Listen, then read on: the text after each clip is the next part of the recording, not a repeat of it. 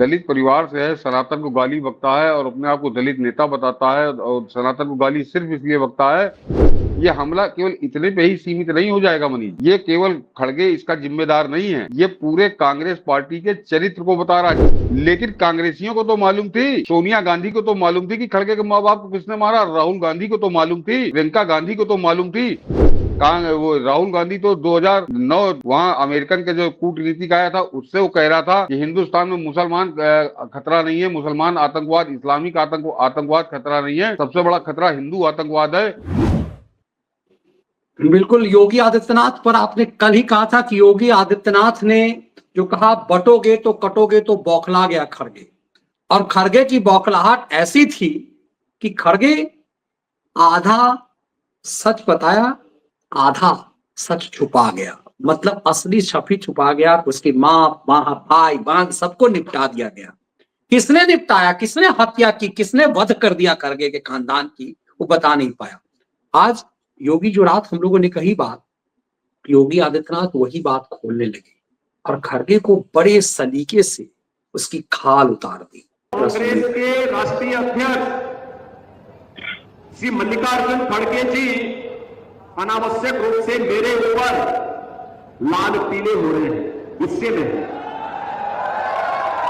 खड़गे जी मेरे ऊपर गुस्सा मत करिए, मैं तो आपकी उम्र का सम्मान करता हूं। आपको गुस्सा करना है तो निजाम पर करिए, हैदराबाद के निजाम को। जिस हैदराबाद के निजाम के रजाकारों ने आपके गांव को जलाया था, हिंदुओं की निर्मम हत्या की थी, आपकी पूज्य माता को, आपकी बहन को, आपके परिवार के सदस्यों को जलाया था, इस सच्चाई को देश और दुनिया के सामने रखिए कि जब भी पटेंगे तो इसी प्रकार से निर्ममता से पटेंगे। ये सच्चाई रखिए।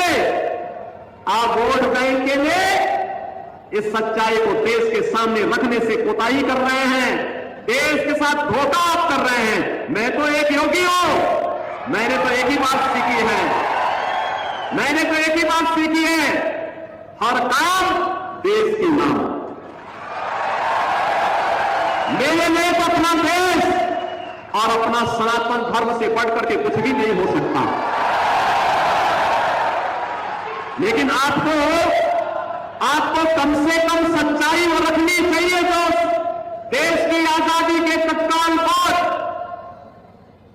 निजाम के रजाकारों ने, उनके गुंडों ने उस समय हिंदू जनता पर हैदराबाद रियासत के अंदर किया था। आप इस सच्चाई को छुपाने का काम कर रहे हैं और सच्चाई छुपती नहीं है, वह तो सामने आ ही जाती है। और सच्चाई यही थी कि निजाम के अत्याचारों पर आप पर्दा डालने का काम कर रहे हैं।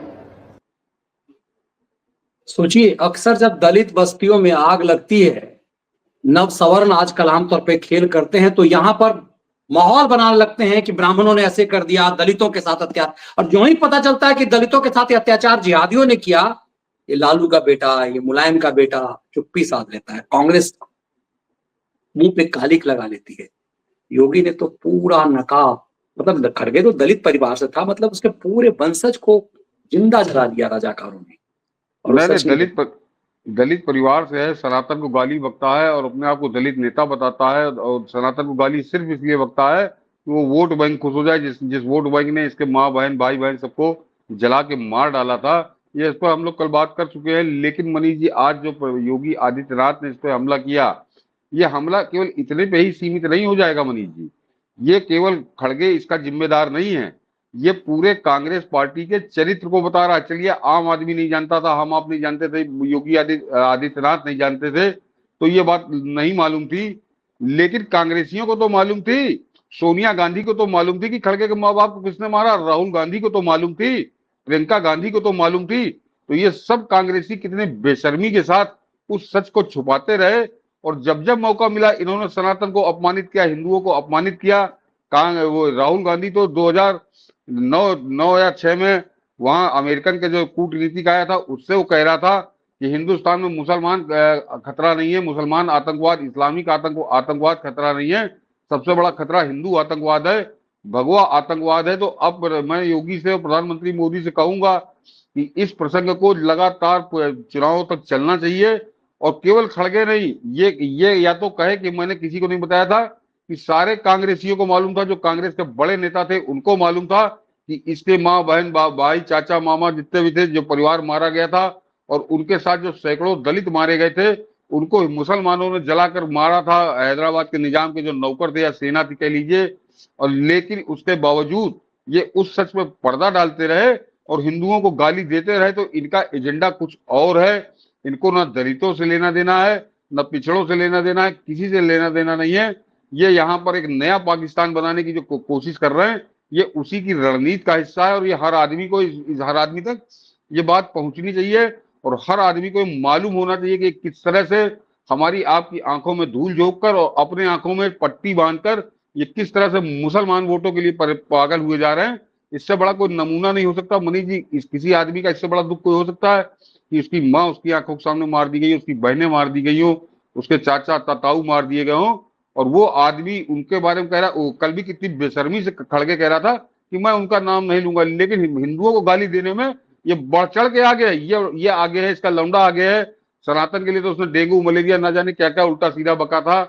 तो ये लोग राजनीति के लिए, सत्ता की कुर्सी के लिए अपनी आत्मा को चौराहे पे बेचते हैं।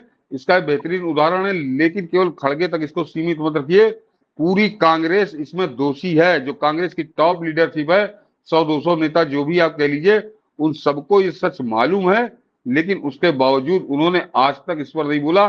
कल ईश्वर की कुछ कृपा हुई कि खड़गे के मुंह से बात सच निकल गई, और उससे पहले उसका लड़का एक इंटरव्यू में बोल दिया, टेलीविजन पे उसने बड़े डिटेल में बता दिया। तो ये पूरी तरह से नंगे हो रहे हैं कि कितने ज्यादा बेशर्मी और बेरहमी से उतरकर ये मुसलमान वोटों के लिए अपनी आंखें बंद कर लेते हैं, आंख नाक कान सब बंद कर लेते हैं और हिंदुओं को गाली देने में जुट जाते हैं। तो क्यों?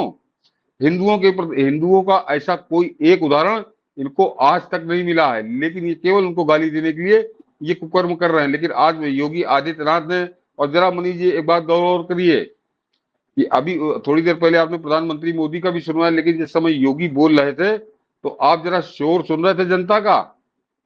ये बता रहा था कि वह जनता की उपस्थिति क्या है और जनता का समर्थन कैसा है। तो योगी आदित्यनाथ एक तरह से यूपी से जाकर महाराष्ट्र में वहां का चुनाव पलटे दे रहे हैं, वहां का चुनाव पलटे दे रहे हैं, और ये कांग्रेसी सुनामी में बह जाएंगे मनीष जी। ये जो अभी फिलहाल संकेत मिल रहा है, हालांकि जब चुनाव शुरू हुआ था तो मैं बहुत ज्यादा मैं उम्मीद नहीं लगा रहा था, लेकिन अब इस तरह की जो खबरें आ रही हैं या जो साक्षात वीडियो आ रहे हैं, इससे मैंने आज देखा टेलीविजन पे, वो भी बोल रहा था, जो संविधान के पीछे बोराया घूम रहा है और बना के तमाशा बना रहा है, कि वो जब बोल रहा था तो ऐसा लग रहा था किसी शोक सभा में बोल रहा है, कि वहां हर आदमी मरा मरा बैठा था, कोई दूसरे की शक्ल देख रहा, कोई तीसरे की शक्ल देख रहा, और वो अपना रटा रटा भाषण दे रहा, कहीं कोई रिस्पांस नहीं था। लेकिन योगी आदित्यनाथ में अभी आप दर्शकों ने सुना होगा कि कितनी जीवंत जनता वहां बैठी हुई है और कैसा जोश वो लोगों में भर रहा है। तो वो कमाल कर रहे हैं वहां पर जाकर। और अभी जरा आप दूसरा वीडियो दिखाइए, दर्शकों को समझ में आएगा कि योगी आदित्यनाथ कोई कसर बाकी नहीं रख रहे हैं महाराष्ट्र का चुनाव पलटने में।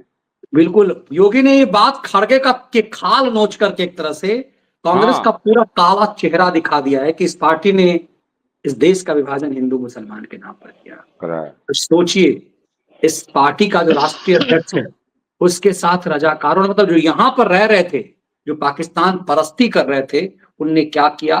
लेकिन इतना लाचार है कांग्रेस का राष्ट्रीय अध्यक्ष। नहीं मनीष, लाचार नहीं मनीष जी, ये बेईमान है। मतलब जिस पार्टी का राष्ट्रीय अध्यक्ष इस कदर निचले स्तर का, इतने घिनौने स्तर का बेईमानी कर रहा है, देश के साथ बेईमानी कर रहा है, 140 करोड़ लोगों के साथ, वो पार्टी कितनी बेईमानों की पार्टी होगी, वो उसको राष्ट्रीय अध्यक्ष बनाए। तो अपने आप में समझ लीजिए कि पूरी बेईमानों की पार्टी है और शीर्ष पर कैसा बेईमान बैठा है। इसके बाद कुछ कहने सुनने को नहीं रह जाता है, अपने आप आ जाता है। ये सच से इनका दूर दूर का कोई नाता नहीं है। ये सिर्फ झूठ बोल रहे हैं और झूठ बोलने के अलावा देश की आंखों में धूल झोंक रहे हैं। ये खड़गे वाला प्रकरण बड़ा चर्चित हुआ है, कल ही से चर्चित होना शुरू हुआ है, और ये बिल्कुल जंगल की आग की तरह इस देश के हर आदमी को मालूम होना चाहिए कि इस देश का जो पार्टी है कांग्रेस, उसके राष्ट्रीय अध्यक्ष की माँ बहनों और चाचा ताऊ सबको, और उसके साथ गांव के सैकड़ों दलितों को जिंदा जलाकर मुसलमानों ने मार डाला था, लेकिन वो आज तक उनका नाम नहीं लेता है और हिंदुओं को गाली बकता है। ये सच हर आदमी तक पहुंचना चाहिए। ये महाराष्ट्र का तो चुनाव हो रहा है, लेकिन उत्तर प्रदेश में भी सबके पास होना चाहिए, पूरे देश में होना चाहिए कि कितनी बेईमान पार्टी है। क्योंकि ये घटना जो है कांग्रेस की बेईमानी को नंगा कर रही है पूरी तरह से, कहीं बिल्कुल चिंदी भी नहीं बच रही। ये कितने बेईमान लोग हैं।